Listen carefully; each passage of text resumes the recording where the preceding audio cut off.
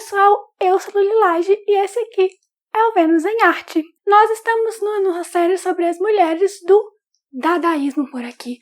Porém, a nossa série anterior, sobre o pós-impressionismo, ficou faltando uma artista, que eu acabei não gravando sobre ela e introduzindo o dadaísmo mesmo assim. E, recentemente, eu resolvi afrouxar o meu planejamento aqui no Vênus em Arte, porque eu senti que o planejamento rígido que eu tinha me atrapalhava muito e o canal e podcast ficava nessa instabilidade. Eu não consigo fazer crescer, porque eu boto muita pressão nisso. Então resolvi levar isso aqui com um pouco mais de leveza, pelo menos enquanto a situação do país de um modo geral esteja tão tensa na pandemia. E senti muita vontade de voltar atrás nessa artista. Por isso, nos próximos episódios continuaremos falando sobre dadaísmo, mas hoje falaremos sobre a sufragista, ativista política e artista pós-impressionista Sylvia Pankhurst.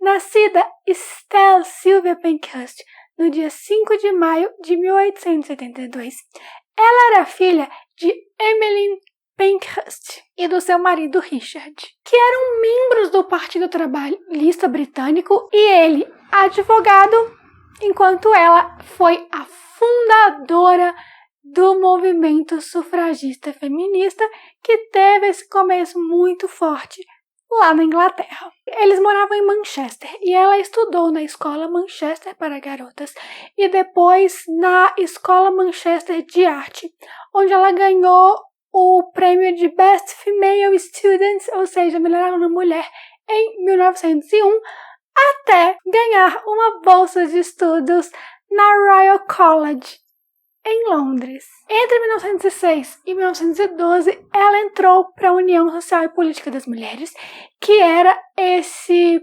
partido feminista das sufragistas fundado pela mãe dela, e focou muito nessa carreira política ativista. Ela era escritora e pintora, e com isso ela escrevia e pintava os cartazes do movimento. Foi autora de alguns deles, a gente vai ver no final quando falar das obras. E também muito a vida das mulheres trabalhadoras de fábricas.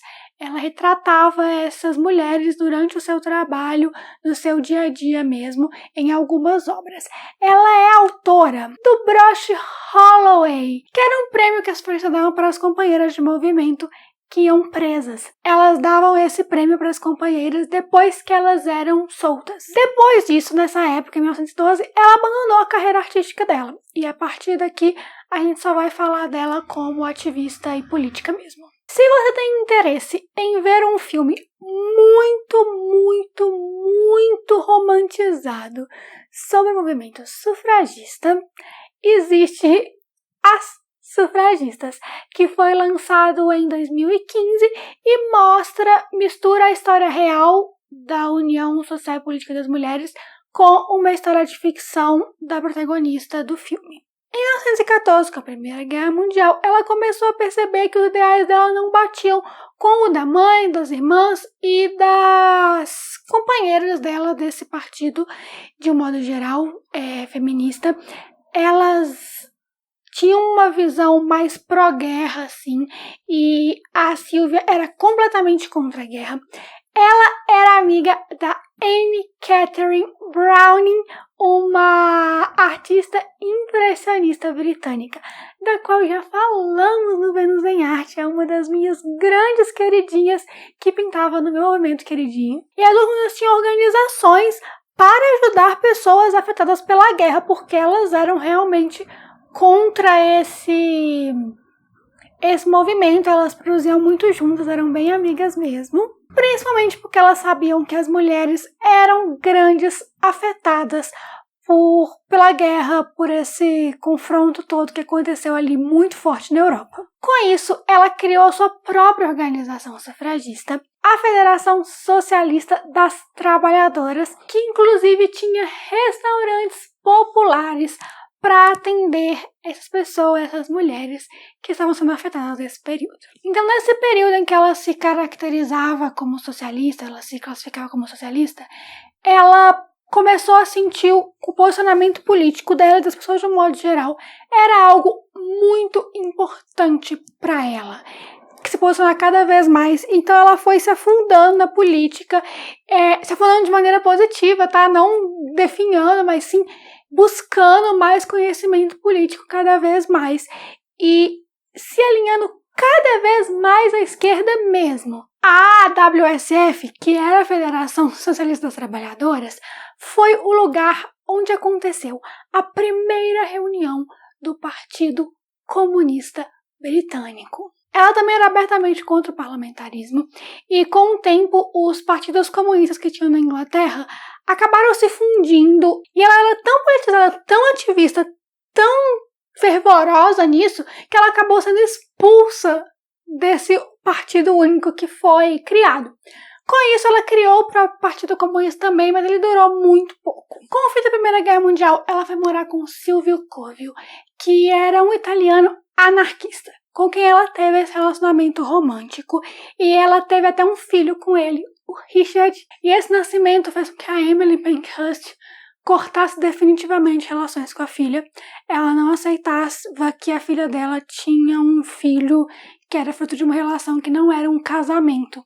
E com isso, elas acabaram perdendo definitivamente seu relacionamento familiar. E a Emily morreu 1 ano depois. Eu acho muito, muito comum a gente ver esse tipo de coisa, de mulheres muito fortes que lutam pela liberdade feminina e são pioneiras nisso, mas não conseguem ser abrangente no assunto e acaba excluindo a própria filha por causa de uma besteira como o fato de que ela não era casada. Com o nascimento do Richard, a Sylvia acabou se afastando um pouco da carreira política. Ela começou a se dedicar mais a movimentos sociais antifascismo, uma vez que o fascismo ia crescendo bastante na Europa. Ela morou um tempão na Etiópia também.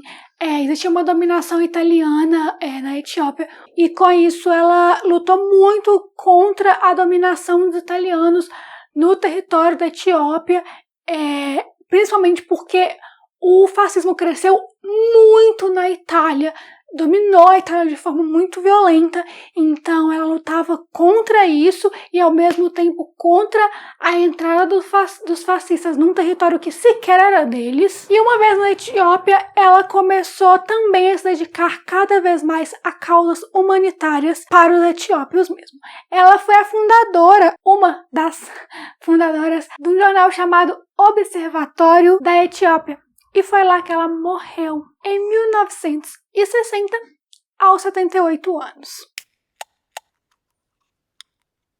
Vamos falar agora de algumas obras da Sylvia. A gente já viu o Broche Dalloway, que também foi um trabalho artístico dela, mas sempre lembrando que ela teve um papel muito maior, muito mais grandioso na história das causas políticas, socialistas, feministas, humanitárias de um modo geral, do que realmente na história da arte. Apesar de, uma vez que ela aplicava a arte dela nisso, as duas coisas estão interligadas. Então, só lembrando desse Broche Dalloway, ele foi feito após 1902, não tem uma data precisa, e era de prata e esmalte, um brochezinho com correntinhas e tudo, e bem no centro dele tem uma seta formada de um triângulo verde no centro, um branco, e do outro lado um roxo. O roxo é considerado até hoje a cor do movimento feminista, né? Falando das pinturas dela agora, em uma fábrica de algodão em Glasgow, cuidando de um par de belas armações, é uma aquarela de 1907. E é um desses cenários de mulheres trabalhadoras. A gente tem uma mulher aí na tela usando uma blusa branca e uma saia azul, bem simples, afinal ela estava trabalhando. Ela está sentada em 2 cestos, assim, numa cadeira. E ao seu fundo você vê a fábrica de algodão aí funcionando, com as linhas sendo criadas e tudo mais. Também de 1907. E pelo visto na mesma fábrica, né? Porque em uma fiação de algodão de Glasgow, trocando a bobina, é mais uma trabalhadora desse cenário das fábricas. Ela também tem roupas bem simples, com tons de azul, e a fábrica tá aí na frente dela, se estendendo até o fundo ali da pintura.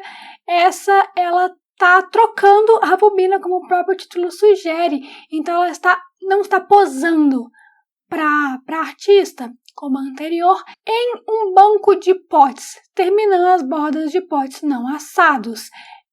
Também de 1907, também uma aquarela, tem a mesma tonalidade tudo das outras duas obras, mas não é no mesmo tipo de fábrica. Parece ser uma fábrica de cerâmica, esse tipo de material assim. A gente vê alguns pratos, pires e recipientes nessa pia bancada, que a mulher tá em cima de um banquinho, parece uma mulher mais baixinha assim, e até com a pele um pouco mais escura, curvada sobre esse pote, ainda não assado, porque a cerâmica e outros materiais similares vão para um forno para ganhar, apesar de ser esse material molinho, e virar o que a gente usa realmente. Retrato de uma jovem mulher é de cerca de 1909 e não achei o material, mas parece um desenho. E é o fundo do ocre, assim, do papel aparente quase na totalidade, e a mulher é feita só de linhas mesmo, que retratam o seu rosto com muita clareza, e o cabelo meio ruivo assim, e um chapéu só de linhas. A roupa também são só linhas assim, perto do ombro e tudo. E por fim, cartão de membro da União Social e Política das Mulheres. Era literalmente isso, o cartão que as mulheres dessa organização política sufragista usavam. Então tem aí algumas inscrições falando que é o cartão de membros e explicando embaixo que é a organização feminina que busca pelo direito ao voto, para elas serem consideradas cidadãs e todo tipo de liberdade básica e tudo mais. E ao centro tem uma ilustraçãozinha, que são algumas mulheres de vários tipos, carregando criança, carregando balde, trabalhadoras, mães e tudo, com uma na frente segurando a placa que pede por votos. Espero que vocês tenham gostado de saber mais sobre a Silvia. Vamos conversar com ela nos comentários do YouTube, ou se você está vendo esse conteúdo pelo podcast e mesmo se estiver no YouTube, nas minhas redes sociais. Elas são todas no Lilage, e lá no Instagram em especial tem muito conteúdo sobre artes variado. Eu também vou fazer aqui o meu jabá do meu blog, o Sweet Lully, que o endereço é lulilage.com, e que cada vez mais tendo posts sobre arte de um modo geral. Não se esqueçam de se inscrever, seja canal, podcast, qualquer sua mídia favorita. Nos vemos no próximo. Até lá. Tchau. Dadaísmo, hein? A gente vai continuar a série.